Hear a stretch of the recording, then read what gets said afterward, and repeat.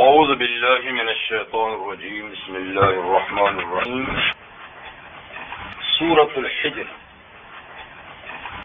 الف لام را تلک آیات الکتاب وقرآن مبین ربما یود الذین کفروا لو کانوا مسلمین ذرهم یأکلوا ویتمتعوا ویلہہم الامل فسوف یعلمون وما اہلکنا من قریۃ الا ولها کتاب معلوم ما تسبق من امۃ اجلها وما یستأخرون وقالوا یا ایھا الذی نزل علیہ الذکر انک لمجنون لو ما تأتینا بالملائکۃ ان کنت من الصادقین ما ننزل الملائکۃ الا بالحق وما كانوا اذا منظرین انا نحن نزلنا الذکر وانا له لحافظون صدق اللہ العظیم.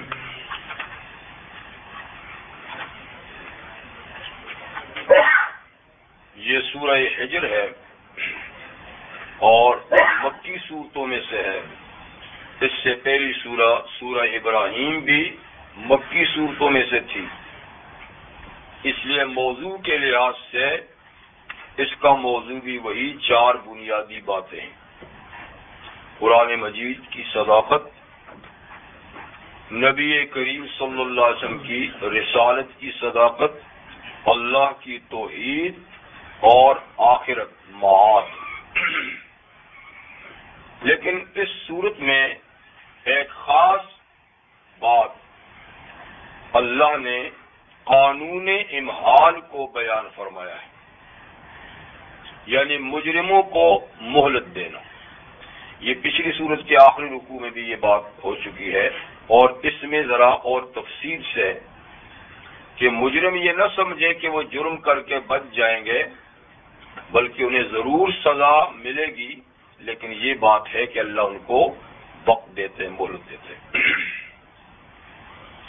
حجر یہ ایک علاقے کا نام ہے جو سعودی عرب کے تبوک کے پاس ہے، اور یہاں کسی زمانے میں یعنی ہزاروں سال پہلے ایک بہت بڑی اپنے زمانے کی متمدن قوم آباد تھی، قوم سمود، جن کے 1700 چھوٹے بڑے شہر تھے، اور فن تعمیر میں بے مثال قسم کے لوگ تھے. ان کی تعمیرات کے کھنڈرات اب بھی موجود ہیں.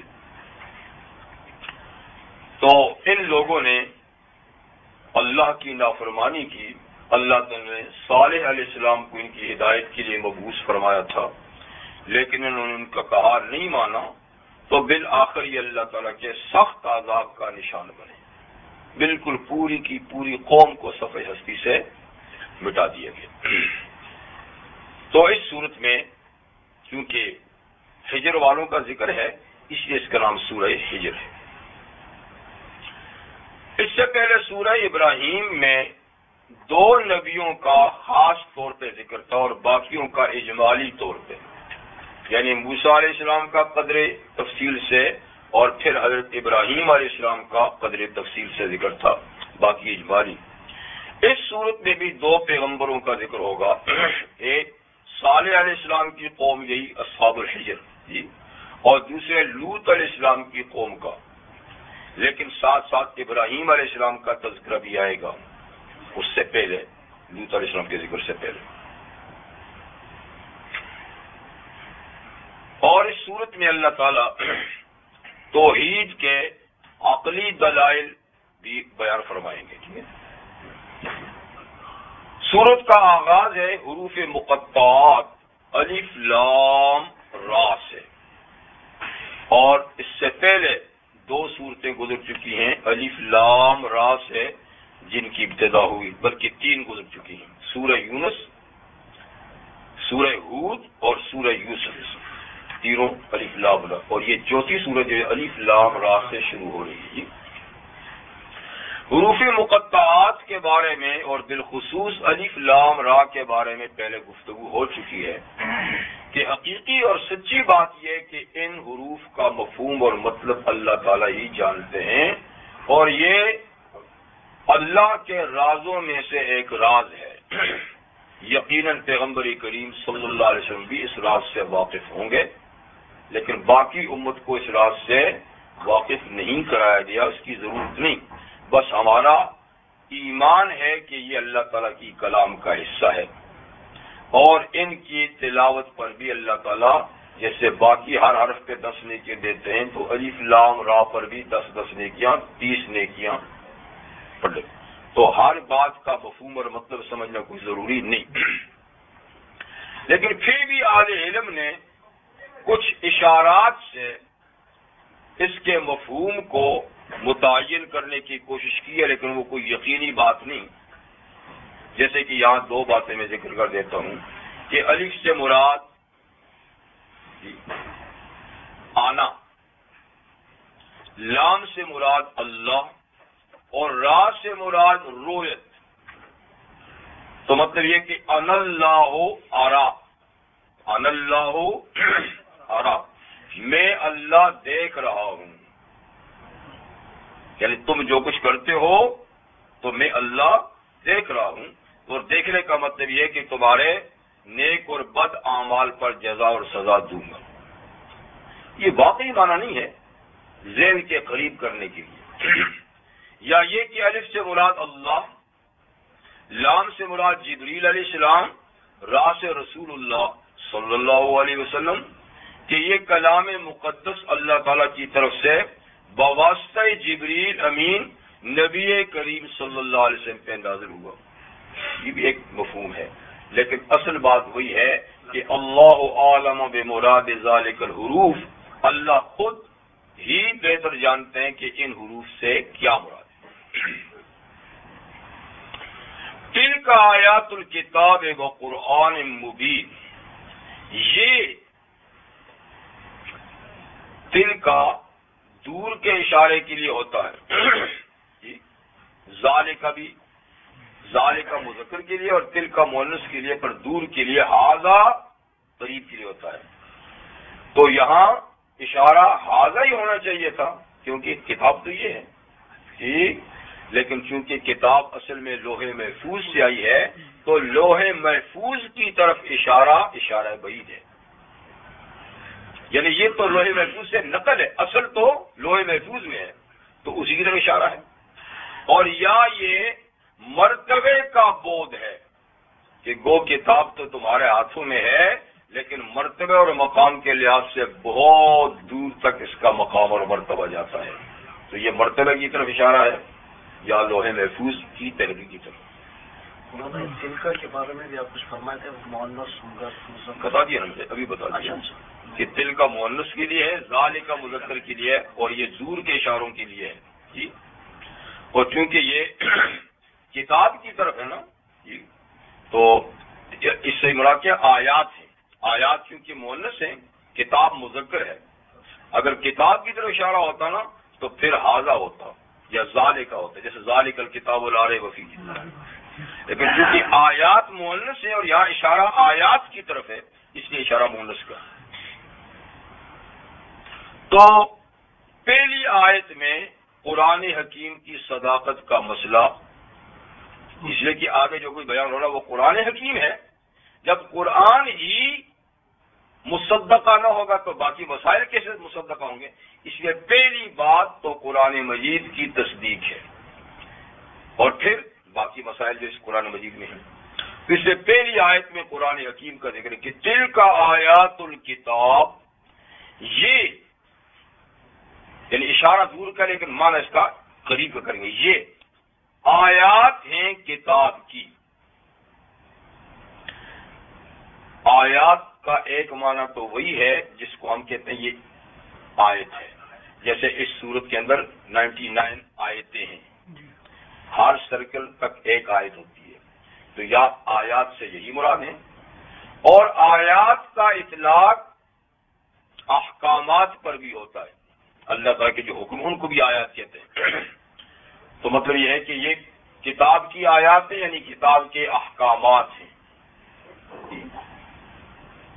اور کتاب سے مراد قرآن مجید ہے، اس لیے کہ در حقیقت کتاب قرآن مجید ہے،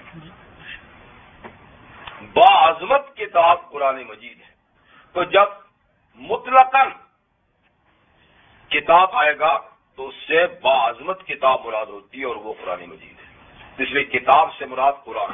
تو قرآن مجید کے جو مختلف کئی نام ہیں، ان میں سے ایک نام اس کا الکتاب بھی ہے. الکتاب وہ قرآن مبین، اسی کی تفسیر ہے.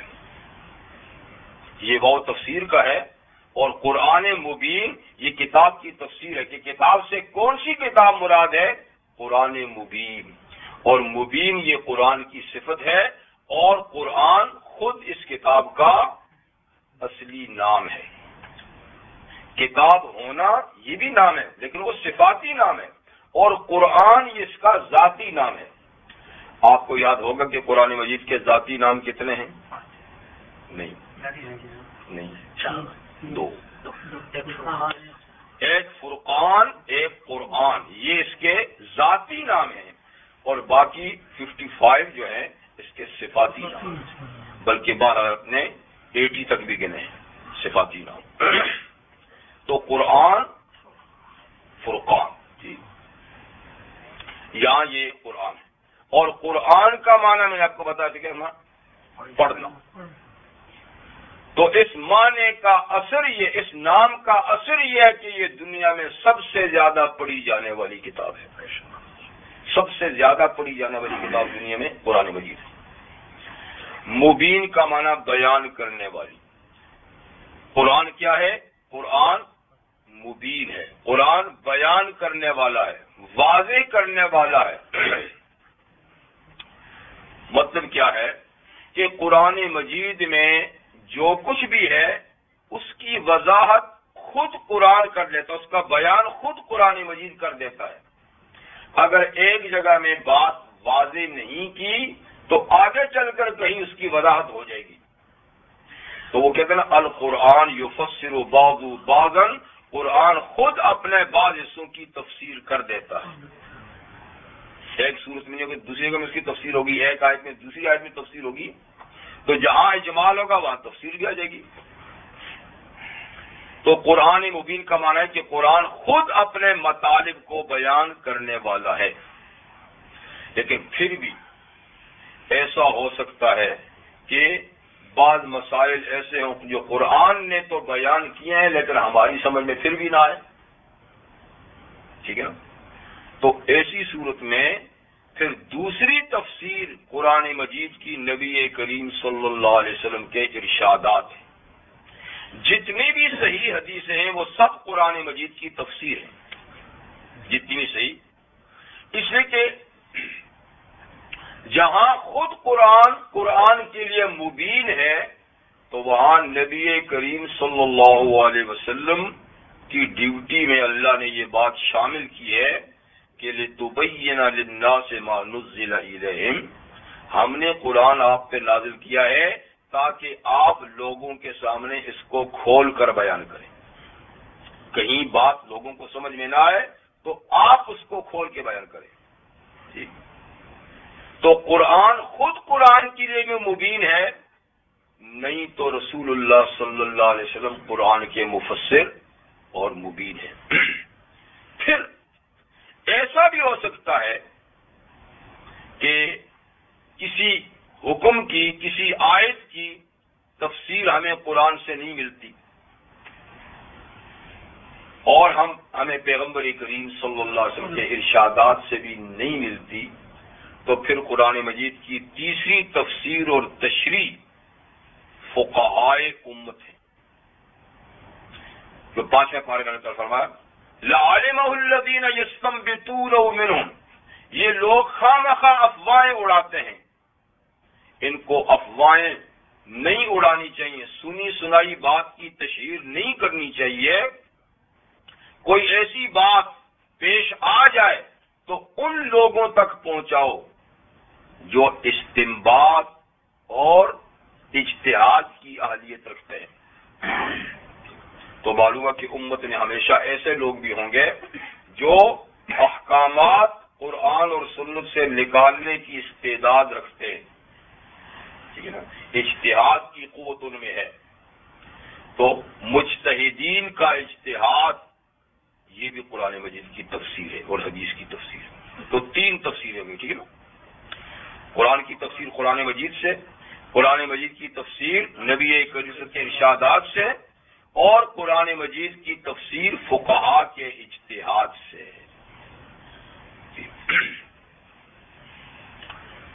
تو یہاں قرآن کی تفسیر قرآن سے قرآن مبین, قرآن خود ہی بیان کرنے والا ہے. اور اس کے بعد کی سورہ سورہ نحل میں آئے گا کہ نبی کریم صلی اللہ علیہ وسلم جو ہے ان کے ذمہ بھی ہے کہ وہ اس کو بیان کریں, وضاحت کریں. اور 5ویں پارے میں ہے کہ فقہا کا اجتہاد بھی, استنباط بھی, تفسیر ہے. ربما یود الذین کفروا لو کانوا مسلمین. اب جب قرآن اللہ کی سچی کتاب ہوئی اور کتاب مبین ہوئی تو اب قرآن بتاتا کیا ہے؟ تو پہلی بات یہ بتاتا ہے کہ بسا اوقات ایسا ہوگا کہ کافر اس بات کو پسند کریں گے کاش کہ وہ مسلمان ہوتے. آج تو اسلام سے بدکتے ہیں, اسلام سے نفرت کرتے ہیں, اس کو مٹانے کی جد و جہد کرتے ہیں. جی آج تو اس کی مخالفت کرتے ہیں. لیکن بسا اوقات ایک ایسا وقت بھی آئے گا کہ تمنا کریں گے کہ کاش ہم مسلمان ہوتے, لیکن اس وقت کی تمنا بے سود ہوگی, فضول ہوگی. یہ کب کریں گے؟ یہ اس وقت کریں گے جب ان کو کفر کی پاداش میں جہنم میں پہنچا دیا جائے گا. اور آپ کو پتہ ہے کہ جہنم میں گناہگار مسلمان بھی جائیں گے ایک وقت تک کے لیے, جنہوں نے توبہ نہیں کی. ٹھیک ہے نا, اور جن کو اللہ تعالیٰ نے خاص عفو و کرم سے بھی معاف نہیں کیا تو وہ اپنے گناہوں کی پاداش میں کچھ عرصے کے لیے جہنم میں جائیں گے. کہتے جب یہ جائیں گے تو کافر تانا دیں گے. ان کو کافر کیا کریں گے؟ تانا دیں گے. لو تم تو مسلمان تھے, ہم آئے تو کافر تھے, تم بھائی کیوں آئے ہو؟ تم کیوں آئے ہوئے؟ تم تو مسلمان تھے. تو تانا دیں گے, اور وہ تانا سن لیں گے. کیا کریں گے؟ نہیں سنیں گے تو آخرین تو ہے. لیکن جب وہ اپنی میادی سزا کاٹ کر نکلیں گے, ٹھیک ہے نا, تو پھر یود الذین کفروا لو کانوا مسلمین, ان کو نکلتے ہوئے دیکھ کے تمنا کریں گے کاش ہم بھی مسلمان ہوتے, جیسے یہ نکل گئے سزا کاٹ کے تو ہم بھی نکل جاتے. اس وقت یہ تمنا کریں گے. لیکن اس وقت کی تمنا تو ان کے دیکھتے ہی دیکھتے سارے مسلمان مجرم نکل جائیں گے اور یہ پڑے رہیں گے اور یہ تمنا کریں گے کاش ہم مسلمان ہوتے. آج ان کو یہ بات سوچتی نہیں جی, اور آج یہ دنیا کے نشے میں مدہوش ہیں. تو ذرہم یاکلوا ویتمتعوا, اے محمد صلی اللہ علیہ وسلم آپ ان کو رہنے دیجئے. ذرہم چھوڑ دیجئے, ان کو رہنے دیجئے. یاکلوا کھائیں, کھاتے رہیں دنیا میں, ویتمتعوا اور دنیا کی نعمتوں سے فائدہ اٹھاتے رہیں, کھاتے رہیں اور فائدہ اٹھاتے رہیں. چھوڑ دیجئے, تھوڑے دن کی بات ہے. عیاشی کر لیں, فحاشی کر لیں, تھوڑے دن کی بات ہے. یعنی آپ اس پہ پریشان نہ ہو کہ ہو یہ تو ایسے اللہ کے مجرم, اللہ کے دشمن ہیں اور یہ دندناتے پھرتے ہیں, عیش و عشرت کی زندگی گزار لیں. چھوڑ دیجئے ان کو, کھاتے رہیں, فائدہ اٹھاتے رہیں. سورہ محمد صلی اللہ علیہ وسلم میں اللہ تعالیٰ فرماتے ہیں کہ کافروں کا اس دنیا میں کھانا پینا ایسا ہی ہے جیسے جانور کھاتے پیتے ہیں. یاکلون کما تاکل الانعام, یاکلون یہ ایسے ہی کھاتے ہیں جیسے جانور چرتے ہیں, سبزہ کھاتے ہیں, چگتے ہیں, موٹے تازے ہوتے ہیں. والنار مثوی لہم، ان کا ٹھکانہ آگ ہے. تو ان کا یہ چلنا پھرنا، ٹھیک ہے نا، خوشیاں منانا، کھانا پینا، تو جیسے جانور حلال حرام کی تمیز کرتا نہیں، گھاس کس کی ہے، چارہ کس کا ہے، نہیں، سینگ مارا اور کھا گیا، کسی کے کھیت میں بھی کھا گیا. تو کافر جو ہے نا، یہ بھی حدود کی پابندی نہیں، مسلمان بھی کھاتا پیتا ہے، لیکن سوچ سمجھ کے کہ یہ میرے لیے جائز ہے ناجائز ہے، یہ میرا ہے کہ کسی اور کا حق تو نہیں ہے. لیکن کافر کو اس سے کیا واسطہ ہے؟ تو جانوروں کی طرح آزادی سے کھاتے ہیں اور کھائے جاتے ہیں، خوب کھاتے ہیں. رحمت عالم صلی اللہ علیہ وسلم نے ارشاد فرمایا، الکافر یاکل بسبع امعاء، کافر 7 آنتوں میں کھاتا ہے، کافر 7 آنتوں میں کھاتے ہیں. والمومن یاکل بمیعان واحد، مومن 1 آنت سے کھاتا ہے. اس لیے کہ مومن کا زندگی میں کھانا مقصد نہیں، وہ کھاتا ہے صرف زندگی بچانے کے لیے. مقصد زندگی اللہ کا ذکر ہے، اللہ کی یاد ہے. تو وہ ضرورت کے مطابق کھاتا ہے کہ جسم اور جان کا رشتہ اور تعلق بس قائم رہے، جیتا رہوں، باقی سارا کام عبادت کا کرتا ہے. اور کافر کو عبادت سے تو غرض نہیں ہے نا، تو وہ 7 آنتوں میں کھاتا ہے، خوب کھاتا ہے. اب تو بدقسمتی سے ہم میں اور ان کے کھانے میں کوئی فرق ہی نہیں رہا، ورنہ اصل بات تو نہیں، مومن بہت کم کھاتا ہے، ایک آنت سے کھاتا ہے، وہ 7 آنتوں سے کھاتے ہیں. اب تو ہم بھی 7 میں لگے، کبھی منہ بند ہی نہیں ہوتا.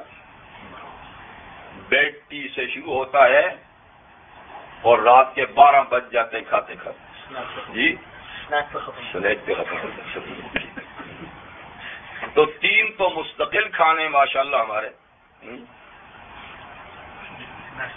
بریک فاسٹ وہ بھی کھانا ہی نا پورا اچھا خاصا، لنچ اور ڈنر یہ تو پکے بڑے نا موٹے تازے کھانے.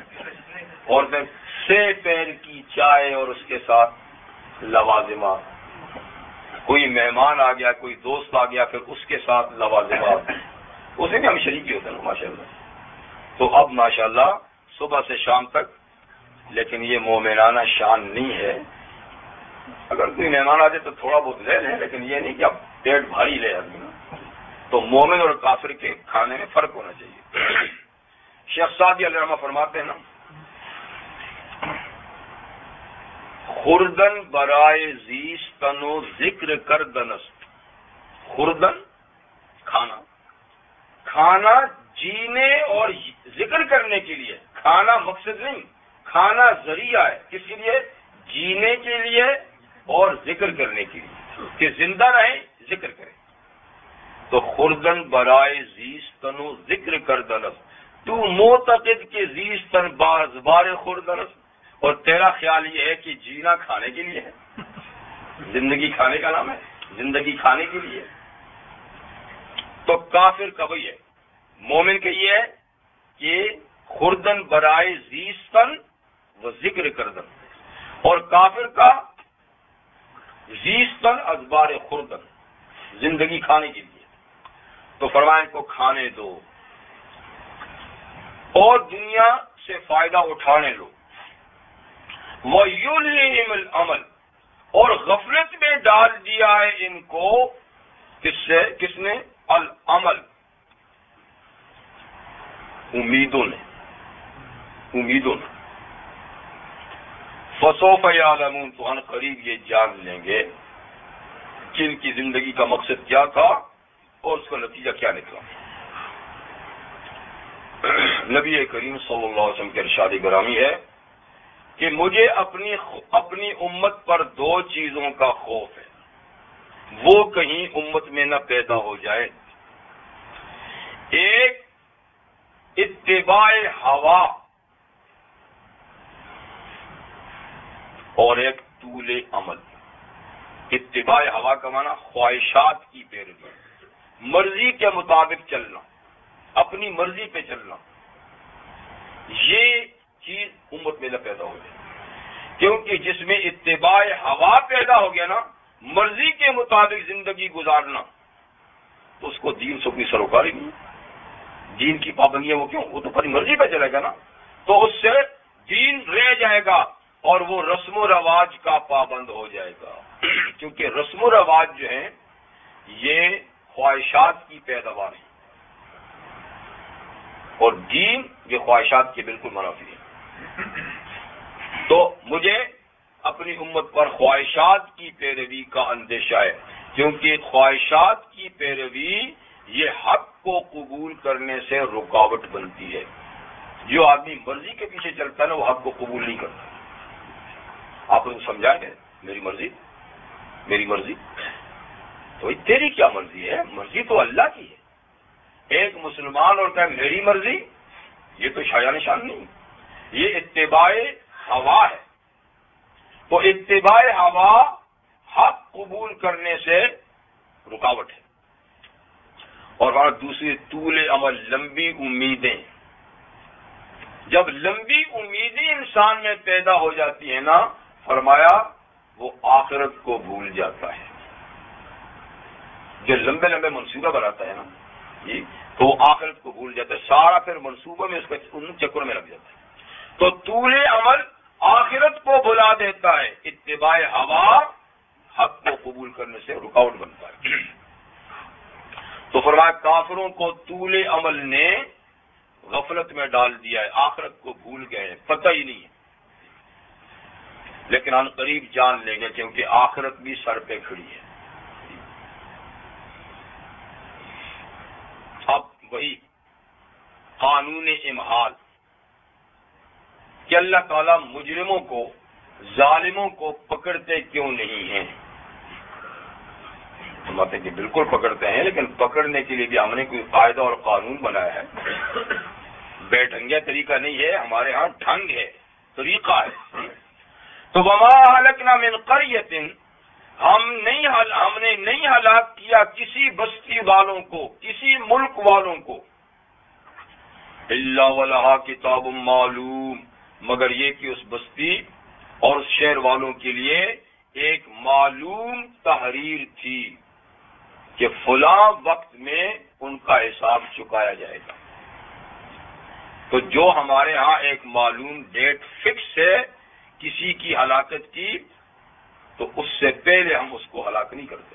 تو جتنی بستیاں، جتنی قومیں ہلاک ہوئیں، وہ اپنی مقررہ تاریخ پر، اور مقررہ تاریخ کا معاملہ یہ ہے کہ جب وہ آ جاتی ہے تو پھر تاخیر نہیں، پھر تاخیر ما تسبق من امت اجلها وما یستاخرون، نہ آگے بڑھتی ہے کوئی امت اپنے وقت مقرر سے اور نہ پیچھے رہتی ہے، پھر ٹھیک وقت پہ ہم اس کو پکڑتے ہیں. تو مطلب یہ ہے کہ اللہ تعالیٰ کے ہاں ایک قانون ہے، ایک ضابطہ ہے مجرموں کی گرفتاری کا، اور ان کا وقت مقرر ہے، اور مقرر وقت سے پہلے نہ پہلے اللہ پکڑتے ہیں نہ بعد میں اللہ پکڑتے ہیں. ہم خواہ پریشان ہو رہے ہیں کہ یہ کیوں نہیں ہو رہا، یہ کیوں نہیں ہو رہا. بھائی ہوئے گا، پر ہمیں کیا پتہ اللہ تعالیٰ نے ان کی ہلاکت اور تباہی کے لیے کون سا وقت مقرر کیا ہے. ابھی تو جن کی شہادت کا وقت مقرر ہے وہ ہو رہا ہے،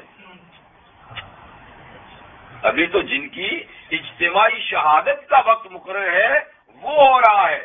ہمیں تڑپنے کی کیا ضرورت ہے؟ ہاں ٹھیک ہے، اس سلسلے میں ہماری بھی کچھ ذمہ داریاں ہیں، وہ ذمہ داریاں ہمیں نبھانی چاہیے، اور ایسا قتل ناحق ہوتے ہوئے ہم خاموش نہ رہیں. اس کے دفعے کے لیے تجاویز جو بھی وہ ضرور کریں، لیکن یہ ساری باتیں ہونے کے باوجود کسی کی موت کو کوئی نہیں ٹلا سکتا.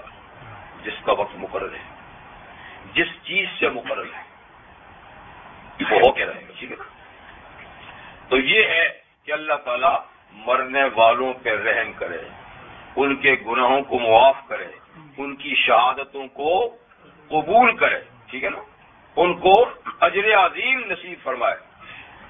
ہم تو ان کی لاشوں کو تڑپتے دیکھتے ہوئے تڑپتے ہیں. اب تو خیر اتنے ہو گئے کہ ہماری تڑپ بھی ختم ہو گئی ہے، لیکن پھر بھی بہرحال تڑپتے ہیں. لیکن شہید کو اتنا صدمہ بھی نہیں ہوتا جتنا کسی کو چیونٹی کاٹنے کا ہوتا ہے. یہ بھی میرے آقا نے فرمایا صلی اللہ علیہ وسلم کہ شہید کو اتنی تکلیف نہیں ہوتی جتنی کسی کو چیونٹی کاٹنے سے ہوتی ہے. اور ہمارے ہاں تو خون بہتے، خون کی ندیاں، اعضاء کٹتے ہیں، کیا کچھ ہوتا ہے، پر ان کو صدمہ نہیں ہوتا، اس لیے کہ اللہ تعالیٰ اس موقع پر ان کے سامنے جنت واضح کر دیتے ہیں. جس نے جنت دیکھ لی اس کے لیے کیا ہے؟ تو وہ لوگ کامیاب ہیں اور ان کی کامیابی پہ ہمیں پریشان ہونے کی ضرورت نہیں ہے. ہاں اللہ ان کو کامیابی ہے. تو زخمیوں کی تندرستی کے لیے دعا، ان کا علاج، معالجہ، بے گھروں کی آبادی کے لیے کوشش، یہ ہماری ذمہ داری ہے. باقی میں نے کہا کہ کوئی کسی کو روک نہیں سکتا. جس کا اللہ نے لکھا ہے، جس طریقے سے لکھا ہے وہ ہو کے رہے گا. اسی طریقے سے ظالموں کی گرفت جس وقت اللہ نے لکھی ہے، جیسے لکھی ہے، وہ بھی ہو کے رہے گی. پر اللہ تعالیٰ نے یہ مہلت دی ہے، مہلت سے فائدہ اٹھائے.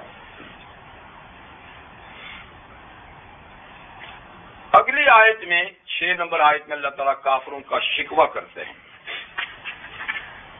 شکوہ یہ ہے کہ ہم نے ان پہ احسان عظیم کیا، کتاب مبین دی، رسول کریم بھیجے، ٹھیک، راہ ہدایت ان کے لیے واضح کی، اور ان کو دیکھو کہ ہمارے مقدس رسول کے شان میں کتنی گستاخی کرتے ہیں، کتنی بے ادبی کرتے ہیں.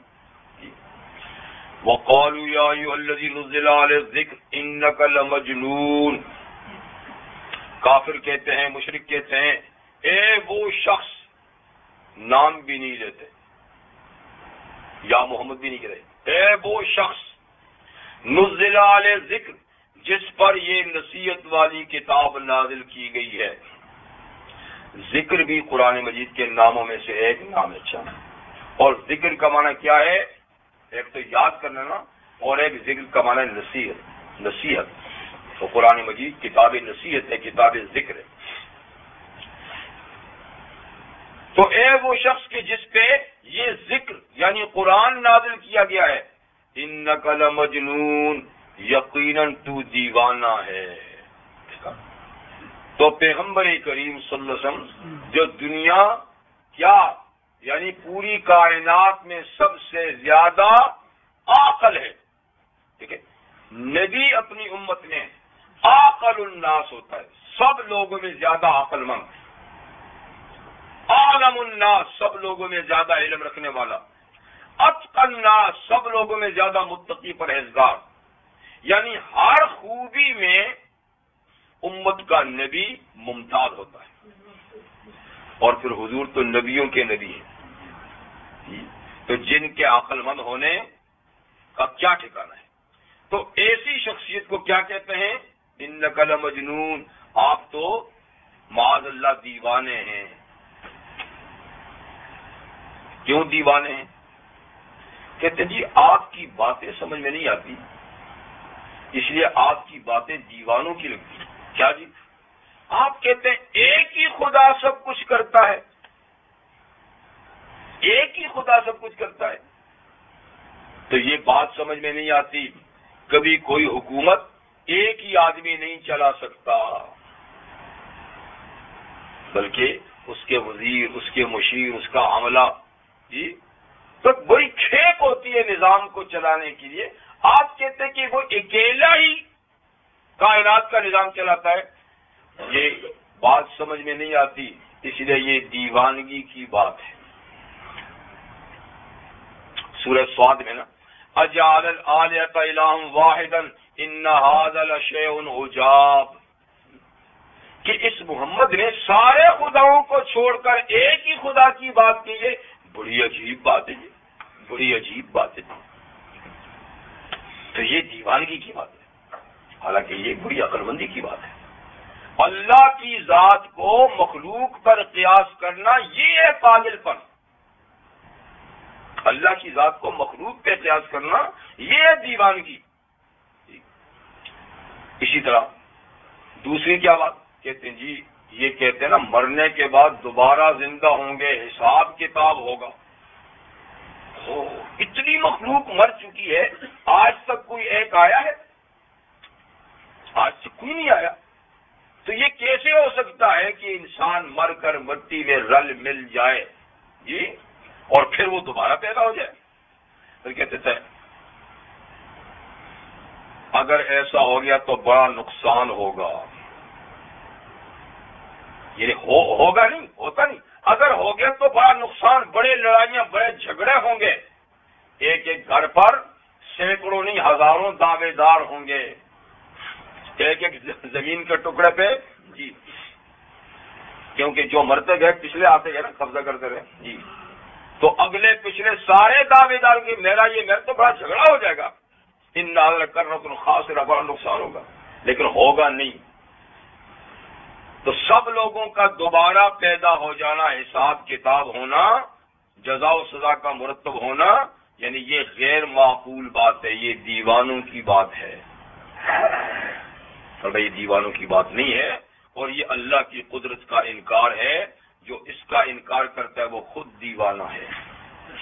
تو مطلب کہ دین کی ان باتوں کو جب پیغمبر بیان کرتے ہیں اور ان کی سمجھ میں نہیں آتا تو وہ حضور پہ دیوانگی کا الزام لگاتے تھے، انک لمجنون، آپ تو دیوانے۔ اچھا، پہلے تو یعنی آپ کی یہ باتیں غیر معقول ہیں۔ دوسری بات یہ ہے کہ آخر آپ ہم جیسے انسان ہیں، ماں باپ رکھتے ہیں، کنبا خاندان ہے، اولاد ہے، بیوی بچے ہیں، رشتہ داریاں ہیں، کھاتے پیتے سوتے جاگتے ہیں، بیمار تندرست ہوتے ہیں، سارے انسانی لوازمات آپ میں بھی ہیں۔ تو آپ کو کوئی سرخاب کا پر لگا ہے کہ آپ نبی اور ہم نبی نہیں ہو سکتے؟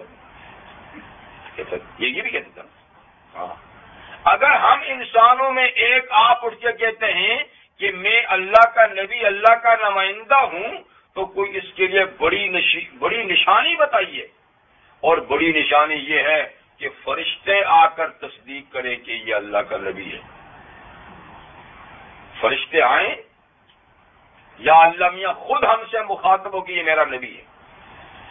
تو لو ما تاتین بالملائکہ ان کنت من الصادقین، اگر آپ دعوی نبوت میں سچے ہیں تو آپ ہمارے پاس فرشتے کیوں نہیں لے آتے تصدیق کرانے کے لیے؟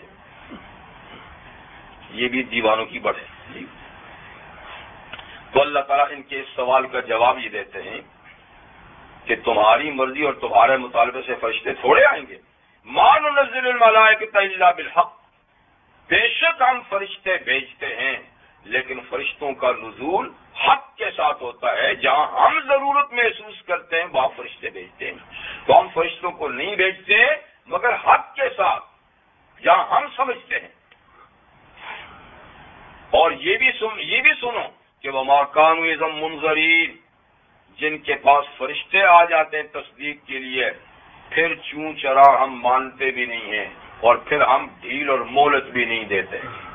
پھر منکروں کو کہ فرشتہ آ کے تصدیق کرے گا اور پھر وہ کہ اب بھی نہیں مانتا تو پھر ہم ٹائم بھی نہیں دیتے۔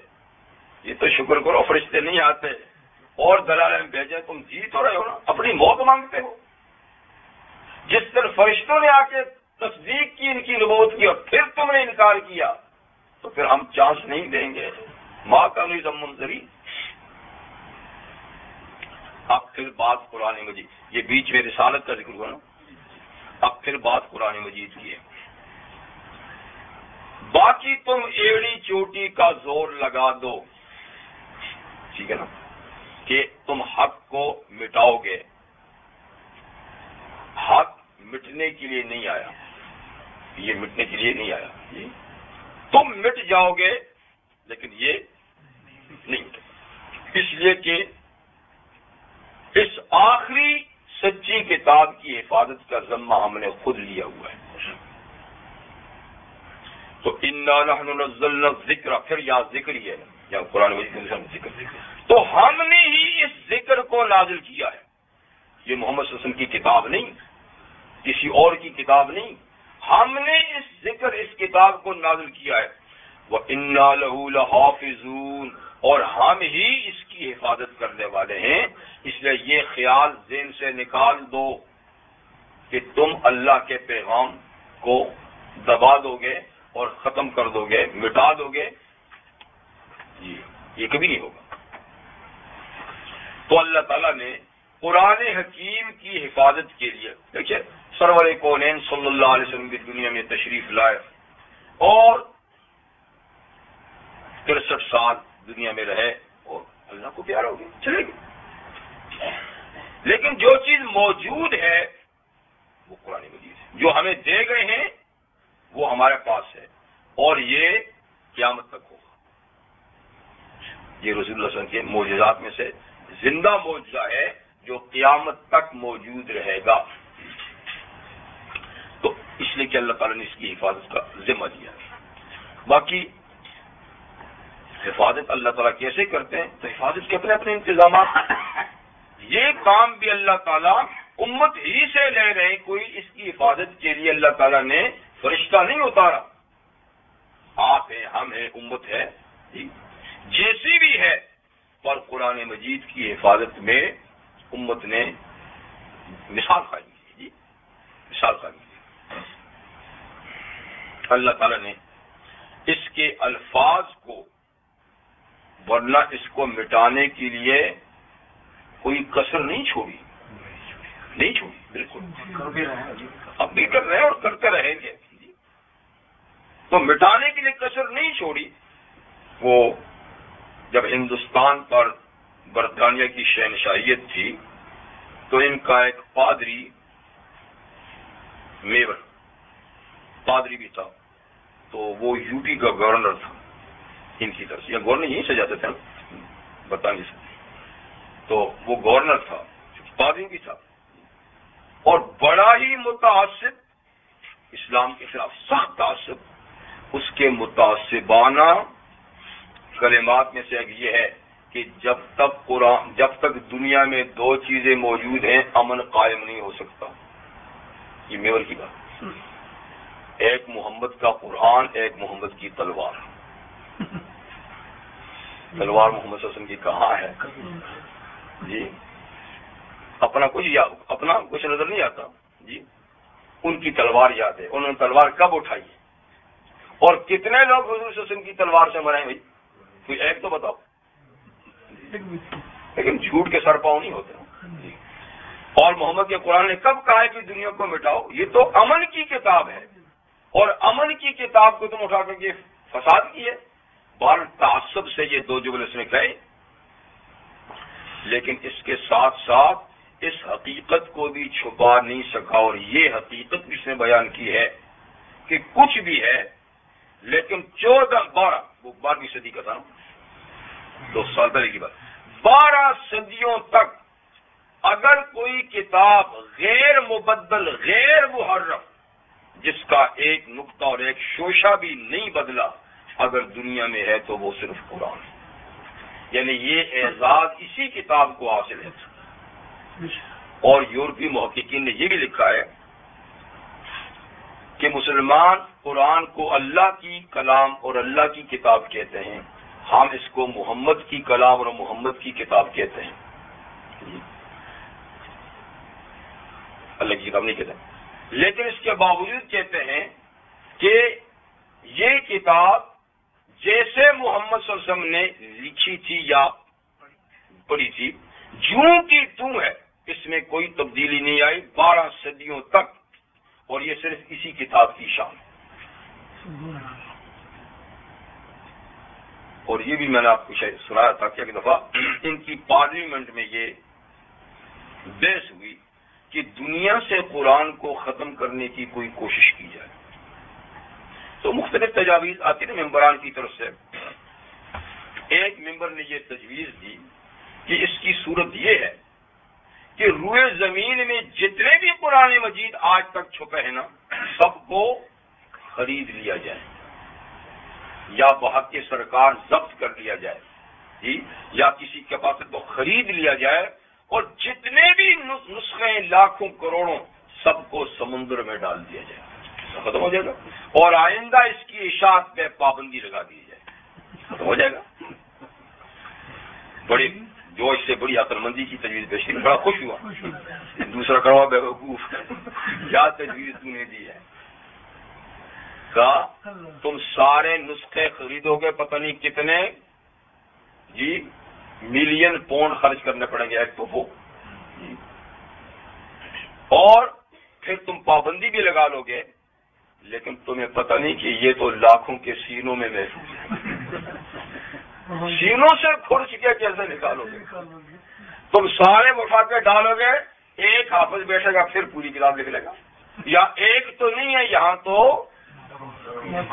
لاکھوں. اور اب تو ماشاءاللہ لاکھوں سے بات اوپر چلی گئی نا, اب تو 10 ملین سے اوپر حافظ ہیں دنیا میں. 10 ملین سے اوپر کتنے ہیں اس کی گنتی بھی شاید مشکل ہے. تو اللہ تعالیٰ فرماتے ہیں بل ہوا آیات بینات فی صدور الذین اوتوا العلم, بلکہ یہ قرآن مجید کھلی ہوئی آیتیں ہیں اہل علم کے سینوں میں. وہاں سے کیسے نکالو گے؟ اور یہ قرآن مجید کی معجزانہ شان ہے جی, معجزہ کہ دنیا کے ہر ملک, ہر قوم, ہر علاقے کے لوگ آسانی سے اس کو یاد کرتے ہیں. ورنہ اپنی زبان کی چھوٹی سی کتاب کا یاد کرنا بھی معنی رکھتا ہے. اپنی زبان کی چھوٹی سی بک جو ہے نا اس کو یاد نہیں کیا جا سکتا, لیکن یہ عربی زبان میں کتنے غیر عرب لوگ ہیں, عجمی جی, چائنیز ہیں, برما کے ہیں, بنگلہ دیش کے ہیں, انڈیا, پاکستان, افغانستان جی, یورپ, ساری دنیا میں اس کے حفاظ ہیں. ہر قوم کے بچے آسانی سے اس کو یاد کر لیتے. تو یہ معجزہ نہیں ہے کیا؟ وَلَقَدْ يَسَّرْنَا الْقُرْآنَ لِلذِّكْرِ فَهَلْ مِن مُدَّكِرٍ, یہ معجزہ ہے نا جی. بچے, بوڑھے, جوان, عورتیں, مرد, ہر طبقے میں قرآن مجید کی حافظ موجود ہے. تو مطلب کہ حفاظت کا ایک ذریعہ کیا ہے؟ قرآن مجید کا حفظ آسان کرنا, اس کے کلمات. اور پھر اس کے طرز ادا کی حفاظت کے لیے اللہ نے قاریوں کی ایک کھیپ پیدا کر دی. وہ ایک مستقل قوم ہے, قراء حضرات, جو اس کے تلفظ کو غلط نہیں ہونے دیتے. پھر کاتبین جو لکھنے والے ہیں, اس کا جو رسم الخط ہے قرآن مجید کا, یہ بھی صدیوں سے آ رہا ہے. ہر قوم کی زبان میں رسم الخط میں بڑی تبدیلیاں آ جاتی ہیں, لیکن دیکھیے قرآن مجید جس رسم الخط میں لکھا جا رہا ہے یہ چینج نہیں ہوتا. تو کتابت, حفظ, قراءت, پھر مسائل کا استنباط. کتنے فقہا پیدا ہوئے, کتنے علماء پیدا ہوئے جنہوں نے ایک ایک مسئلے پہ کتنی کتنی تفسیریں لکھی. تو آج دنیا اس کی تفاسیر سے بھی بھری ہوئی ہے. تو ہر لحاظ سے اللہ تعالیٰ نے قرآن, ایک ہی بات نہیں, ہر لحاظ سے. اور بگاڑنے والوں نے بھی ایڑی چوٹی کا زور لگایا ہے. یہ نہیں کہ انہوں نے کوئی کمی چھوڑی ہے جی. غلام احمد پرویز, غلام احمد قادیانی جی, اور نیاز فتح پوری جی, نہیں انہوں نے غلط تفسیریں. الفاظ تو نہیں بگاڑ سکتے نا, لیکن معنی کو بگاڑنا تو آسان ہے. تو غلط تفسیریں, منمانی باتیں, لیکن اللہ تعالیٰ نے اس سے اہل علم پیدا کی ایک جماعت, تو انہوں نے سب کی غلطیوں کا پردہ چاک کر لیا.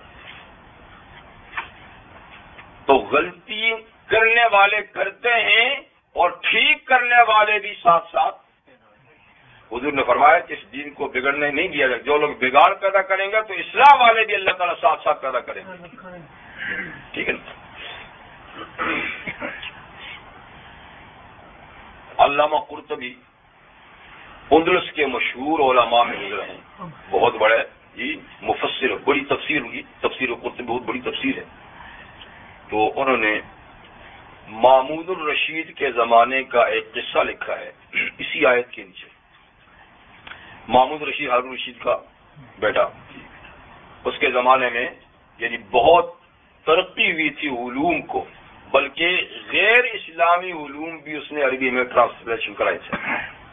تو بس وہ ایک آزاد خیال قسم کا اور علم دوست قسم کا آدمی تھا. اس کی مجالس میں ہر طبقے ہر مذہب کے لوگ آتے تھے. تو ایک سالانہ کانفرنس ہوتی تھی جس میں ہر آدمی کو آ کر اپنی من کی بات اپنا علم پیش کرنے کی اجازت ہوتی تھی. تو اس میں محدثین فقہا ہر قسم کے ہر فن کے ماہرین آتے تھے. تو ایک دفعہ ایسی طرح کانفرنس شروع تھی تو اچانک ایک آدمی آیا, اس میں دستک دی, دروازہ کھلا, بھی اندر آیا کہ بڑا یعنی وجیح قسم کا, یعنی جیسا بڑا پڑھا لکھا بڑا سلجھا ہوا جی وہ آیا. اس نے تقریر کا موقع مانگا, اس کو بھی تقریر کا موقع دیا. بڑی اس نے مدلل تقریر کی, بڑی دلائل سے بھرپور, بڑے اچھے انداز سے تقریر سے فارغ. تو مامون خود کیونکہ صدارت کرتا نا جلسے کی, تو اس کو اپنے پاس بلایا. اس نے کہا کون ہے, کہاں سے آئے؟ کہا میں یہودی عالم ہوں. تو مجھے پتہ چلا تھا کہ ایک عام کانفرنس میں بھی آیا, اپنا بیان دیا. اس نے کہا اگر آپ مسلمان ہو جائیں تو ہم آپ کی بڑی عزت و تکریم کریں گے. میں آپ کے بیان سے بڑا متاثر ہوا, کاش کہ آپ مسلمان ہوتے, اور میں دعوت بھی دیتا ہوں آپ مسلمان ہو جائیں تو ہمارے ہاں بڑی عزت و تکریم ہوگی آپ کی. اس نے کہا مذہب کا چینج کرنا کوئی آسان بات نہیں ہے, اور میں کوئی ایسا ایرا غیرہ بھی نہیں ہوں, یہودیت کا عالم ہوں, اس بات کو چھوڑیے. باہر میں آیا تھا, ٹھیک ہے زبردستی تو نہیں کرتا, ہم نے پیشکش کی, باہر چلا گیا تو اللہ تعالیٰ نے وہ بات اس کے دل میں کچھ ڈال دی کہ یار یہ ابھی جو کچھ کہتا ہے کہ اسلام قبول کرو, تو اسلام کے بارے میں کچھ معلوم تو کروں گے. ابھی تو اپنے ہی علم کے پیچھے پڑا ہوں, اپنے ہی مذہب کے کر رہا ہوں, تو یہ جو اسلام قبول کرنے کا کہہ رہا ہے تو اسلام کے بارے میں بھی. تو کہتے ہیں اسلام کیا, میں نے پھر جتنے بڑے بڑے مذاہب تھے ان پر ریسرچ شروع کیا, اور ریسرچ ایسا کیا کہ بڑے مذاہب تین ہی تھے, اسلام, عیسائیت, یہودیت. ٹھیک ہے, یہودیت تو ہم اپنا مذہب تھا, اس کو تو میں جانتا ہی تھا, پر یہ دو ہیں تو میں نے ان کو معلوم کرنے کے لیے ایسا کیا کہ میں بہت اچھا خوش نویس بھی تھا, اچھے خط سے لکھتا تھا. میں نے اپنے ہاتھ سے ایک تورات لکھی, اپنی ہی کتاب لکھی, اور اس میں کچھ میں نے رد و بدل بھی کیا. ایسے تو رد و بدل اس میں تھا ہی پہلے سے, لیکن اب میں نے بھی تھوڑا سا اس میں آپریشن کیا تھوڑا. تو اور لیکن لکھی بڑی خوبصورت, جلد بڑی خوبصورت. ایک نسخہ کہتے ہیں میں نے انجیل کا لکھا, وہ بھی بڑا خوبصورت, اور اس میں بھی میں نے چینجنگ کی. ایک نسخہ میں نے قرآن مجید کا بھی لکھا, اور اس کے اندر بھی میں نے قلم چلایا اپنا. اب میں تورات لے کر اپنے ہم مذہب علماء کے پاس گیا, یہودیوں کے پاس, کہا جی میں نے کتاب لکھی ہے تورات, بڑی خوبصورت, یہ پیش کر دوں. سنو دیکھیں, ہاں ماشاء اللہ, بہت بہت شکریہ. انجیل والوں نے بھی بڑے شکریہ کے ساتھ قبول کیا, اور بس یوں کھول کے دیکھ کے بند کر دیا. جب میں قرآن لے کر گیا, انہوں نے دیکھا کہ یہودی ہے, اس نے ضرور کو گڑبڑ کیا ہو. تو اس نے کہا آپ ذرا بیٹھے, ہم پہلے اس کو پڑھ لیں, اس کو جو لکھا آپ نے پڑھ لیں, اگر یہ ٹھیک ہوا تو قبول کریں گے, اگر آپ نے کوئی گڑبڑ کیا نا پھر ساتھ لے کر جانا, تو ہمیں ضرور نہیں.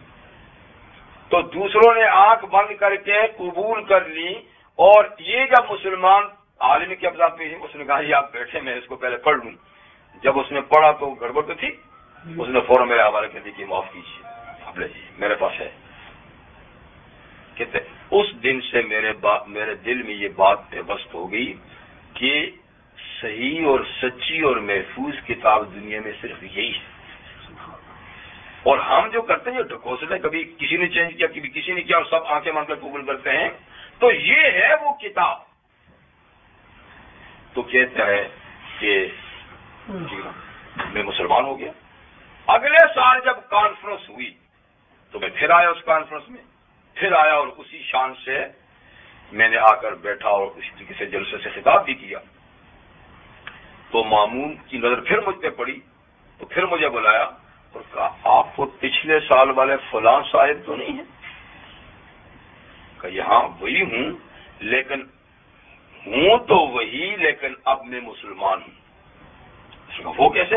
آپ نے جو دعوت دی تھی میں اس قبول تو نہیں کی تھی لیکن میرے دل میں ایک چبھن پیدا ہوئی کہ میں تحقیق تو کروں نا. لیکن میری تحقیقات سے یہ ثابت ہوا کہ قرآن ایک محفوظ کتاب ہے اور یہی اللہ کی کتاب ہے اور یہی قیامت تک کتاب ہے. تو یہ اب میں مسلمان ہو گیا ہے. یہ اس لیے کہ دیکھیے تورات، انجیل، زبور، صحائف بھی تو اللہ کی کتابیں تھیں اور کتابیں ہدایت تھیں اپنے اپنے دور میں، لیکن ان کی حفاظت کی ذمہ داری اللہ نے خود ان مذہب والے لوگوں پہ ڈالی تھی کہ اس کی حفاظت کرنا. میں ذمہ دار نہیں ہوں، تم ذمہ دار ہو.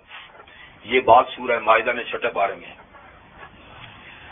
بِمَسْتُحْفِظُ مِنْ کتاب اللہ، کہ ان کو حفاظت کی ذمہ داری دی تھی کتاب اللہ کی.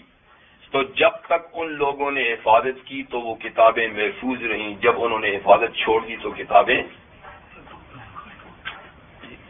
لیکن قرآن کے بارے میں کہا کہ مسلمانوں اس کی حفاظت کی ذمہ داری تم پر ہے، بلکہ فرمایا اِنَّا نَحْنُ نَزَّلْنَا الذِّكْرَ وَإِنَّا لَهُ، ہم نے اتارا ہے، ہم ہی حفاظت کریں گے. کرائیں گے تو بے شک آپ سے، مجھ سے، لیکن ذمہ دار ہم نہیں ہیں، ذمہ داری اللہ تعالیٰ نے خود لی ہے. اس لیے میں نے آپ نے نہ کیے تو اللہ کسی اور کو اٹھا لیں گے، کسی تیسرے کو اٹھا لیں گے. جی بلکہ کوئی ہم میں نہ رہا، تیار نہ ہوا تو اللہ غیبی انتظام کر لیں گے اس کے لیے. ایک حدیث قدسی میں ہے کہ اللہ تعالیٰ نے حضور صلی اللہ علیہ وسلم کہ میں نے آپ کی طرف ایسی کتاب اتاری ہے جو نہ دھونے سے دھلے گی نہ آگ میں جلے گی. اور کئی ایسے معجزات قرآن کے ساتھ ثابت ہوئے ہیں کہ ہر چیز جل گئی پر قرآن کا نسخہ ایسے بھی ہوئی. یہ معجزات کبھی کبھی ہوتے ہیں، یہ نہیں کہ قرآن جل نہیں سکتا، معاذ اللہ، آخر کاغذ ہیں، جل سکتا ہے، لیکن اللہ تعالیٰ کبھی کبھی غیبی حفاظت کا مظاہرہ کراتے ہیں. وہ میں نے آپ کو قصہ سنایا ہوگا، شاید آپ کو یاد ہے یا نہیں. اسی دور کی بات ہے جب یہ لوگ وہاں ہندوستان پر قابض تھے تو پادریوں کا بڑا آنا جانا تھا نا، تو بڑے دھمکاتے تھے. تو شاہ عبدالعزیز رحمۃ اللہ علیہ کے پاس ایک پادری آیا. اس نے کہا شاہ صاحب کیا روز روز کے جھگڑے ہیں، آپ اسلام کو سچا کہتے ہیں، قرآن کو سچا کہتے ہیں، ہم عیسائیت کو سچا کہتے ہیں، انجیل کو سچا کہتے ہیں، کوئی فیصلے نہیں ہوتے، آئیے آج فیصلہ کرتے ہیں. کیا فیصلہ کرتے ہیں؟ پادری صاحب کیا کرتے ہیں؟ کہا یوں کریں، آگ جلاتے ہیں، آپ اپنے قرآن کو پھینکیں، میں اپنی انجیل کو پھینکتا ہوں، جو جل گیا وہ باطل ہے، جو بچ گیا وہ حق. بات تو بڑے جذبے سے کی، لیکن شاہ صاحب تو روشن ضمیر تھے، وہ اس کی سمجھ گئے. اس نے کہا پادری صاحب قرآن نے کیا قصور کیا کہ اس کو میں جلاؤں، اور انجیل کا کیا قصور ہے کہ آپ اس کو پھینکتے ہیں، دونوں اللہ کی کتابیں ہیں. ایسا کیوں نہ کریں کہ آگ کا لاوا تیار کریں، میں اپنے قرآن کو اپنے سینے سے باندھوں تو آپ اپنی انجیل کو اپنے سینے سے باندھیں، اور ہم خود کیوں نہ چھڑانے لگیں گے. اب پادری صاحب کی ہوائیاں نکل گئی. ایسا کرتے ہیں نا، ان کو کیوں کہیں، ہم خود کیوں نہ چلے جاتے. تو بس وہ منہ دبا کر آئیں بائیں شائیں کر کے نکل گئے. پھر بعد میں شاہ صاحب کے مریدوں نے یا ان کے ساتھیوں نے، شاگردوں نے کہا شاہ صاحب آپ نے بہت بڑا چیلنج دے دیا، خدا نہ خواستہ آپ اور وہ کود جاتے اور آپ جل جاتے تو اسلام کا کتنا بڑا نقصان ہوتا جی. شاہ صاحب نے فرمایا کہ میاں بات یہ ہے کہ یہ بڑے چال باز ہیں، یہ کوئی مثالہ لگا کے فائر پروف کر کے لائے ہوگا انجیل کو. میرے پاس فائر پروف تو نہیں ہے کہ میں قرآن کو تو اس لیے وہ خود تو فائر پروف نہیں سکا، اس لیے میں نے کہا کتاب کیوں ڈالتے بھائی خود آپ جل جاتے. تو پھر کہا میاں اللہ نے دل میں ڈالا تھا کہ آج عبدالعزیز آگ میں چھلانگ لگاتا تو ہم ابراہیم کی تاریخ دہرا لیتے. لیکن بے وقوف تو نہیں کہ آگ میں چھلانگ لگاتا ہوں، لیکن اللہ نے دل میں ڈالا کہ اگر آج یہ کام تو کر لیتا تو ہم تاریخ. تمہیں فکر کی کیا بات؟ تو بات یہ ہے کہ میں نے کہا کوششیں ہر طرح سے ہوں اللہ کی کتاب.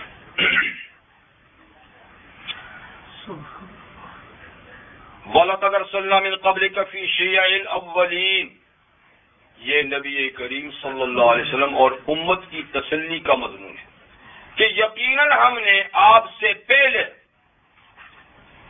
لوگوں کی جماعتوں اور امتوں میں بھی پیغمبر بھیجے. ہم نے پیغمبر بھیجے من قبل کا آپ سے پہلے فی شیع الاولین، پہلی جماعتوں میں. شیعہ کا معنی جماعت ہوتا اچھا، اور یہ شیعہ جمع ہے. پہلی جماعتوں سے نہیں، پہلی امت مراد ہے. وما یاتیہم الرسول الا کانوا بہ یستہزئون، اور نہیں آیا ان کے پاس کوئی رسول مگر جب بھی آیا تو وہ ان کا مذاق اڑاتے رہے. تو مطلب کہ جو سلوک آپ کے ساتھ ہو رہا ہے یہ پہلے انبیاء کرام کے ساتھ بھی ہوتا رہا. جیسے آپ کو مجنون کہتے ہیں ان کو بھی مجنون کہا گیا، جیسے آپ کی مخالفتیں کی جا رہی ہیں ان کی مخالفتیں بھی کی جا رہی ہیں. جی تو کذالک نسلک فی قلوب المجرمین، ایسے ہی ہم یہ بات چلاتے ہیں مجرموں کے دلوں میں. دنیا بھر کے مجرموں کا ذہن ایک ہوتا ہے، سب کی مجرمانہ ذہنیت ایک جیسی ہوتی ہے اور سب کی زبانوں سے وہی خرافات نکلتے ہیں. جی تو جیسے کہ ایک دوسرے کو وصیت کرتے چلے آتے ہوں، تو پہلے انبیاء کرام کے ساتھ بھی یہی سلوک ہوا جو آپ کے ساتھ ہو رہا ہے. لا یؤمنون بہ، تو یہ ایمان نہیں لاتے. وقد خلت سنت الاولین، اور پہلے لوگوں کا دستور گزر چکا ہے. جب انہوں نے ایمان نہیں لایا اور مہلت کا وقت پورا ہوا تو دیکھو نا ہم نے کیا کیا. تو ایسے ہی آپ کا انکار کرنے والے اور ایمان نہ لانے والے اور آپ کا مذاق اڑانے والے، ان کے لیے بھی ہم نے ایک وقت مقرر کیا ہوا ہے، اور جب وہ آئے گا تو ان کو مہلت نہیں ملے گی. آپ تھوڑا سا انتظار کیجئے، انتظار کیجئے. اور ان کی کم بختی یہ ہے، بدقسمتی یہ ہے کہ وَلَوْ فَتَحْنَا عَلَيْهِمْ بَابًا مِّنَ السَّمَاءِ، زمین چھوڑیے اگر ہم ان کے لیے آسمان کے دروازے بھی کھول دیں، آسمان کے دروازے بھی کھول دیں. فَظَلُّوا فِيهِ يَعْرُجُونَ، اور پھر یہ ان دروازوں میں چڑھ جائے آسمانوں پر. کوئی ایسا ہم انتظام کریں کہ چلو اوپر کی کائنات آ کر دیکھو، مشاہدہ کرو. تو اپنی توحید کو منوانے کے لیے، اپنی قدرت کو ثابت کرنے کے لیے، آپ کی صداقت کے لیے ہم اگر آسمان کے دروازے بھی کھول دیں اور یہ اس میں چڑھ بھی جائیں اور اوپر کائنات کا مشاہدہ بھی کر لیں، تو لقالوا، پھر بھی واپس آ کر کہیں گے انما سکرت ابصارنا، ہاں دیکھا تھا لیکن ہماری آنکھوں پہ جادو کر دیا گیا. ہم گئے تھے دیکھا تو تھا لیکن بس ہماری آنکھوں پہ کچھ نظر آ رہا تھا، کچھ جادو کے اثرات تھے. بل نحن قوم مسحورون، یعنی ہماری آنکھوں پہ نشہ چڑھا دیا گیا تھا، بلکہ جی ہم پہ تو جادو کر لیا گیا تھا. بدقسمتی ایسی چیز ہوتی ہے، بدقسمتی. اتنی بڑی نشانی، آپ تو صدی رکھیے، آپ تو چھوٹی چھوٹی باتیں آپ سے پوچھ رہے ہیں. اگر ہم اتنی بڑی نشانی کے آسمان کے دروازے کھول کے ان کو چڑھا بھی دیں اور اوپر کی کائنات کا مشاہدہ کر لیں تو بھی کہیں گے کہ آنکھوں کو کچھ ہو گیا تھا، اور جی نہیں جی ہم پہ تو جادو ہو گیا تھا. تو نہ ماننے والے کتنا ہوئے بدرا بہانہ بسیار. جب عادت خراب ہو جائے نا تو ہزاروں بہانے ہوتے ہیں، ہزاروں بہانے ہوتے ہیں. سبحانك اللهم وبحمدك اشهد ان لا اله الا انت استغفرك واتوب اليك.